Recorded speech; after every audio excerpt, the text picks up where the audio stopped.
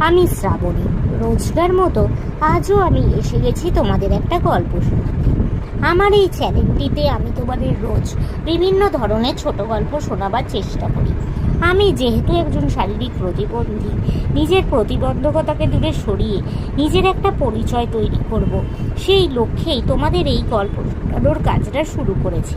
তোমাদের সাহায্য বা সাপোর্ট পেলে তবেই আমি এই কাজে সফল হতে পারবো।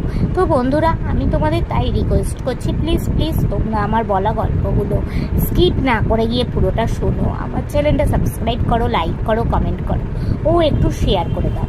আর এখনও অবধি যেসব বন্ধুরা আমার চ্যানেলটা সাবস্ক্রাইব করেছো সেই সব বন্ধুদের অনেক অনেক ধন্যবাদ জানালাম।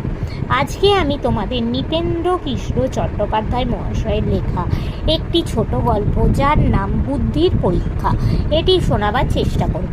তো বন্ধুরা, তোমরা প্লিজ স্কিপ না করে গিয়ে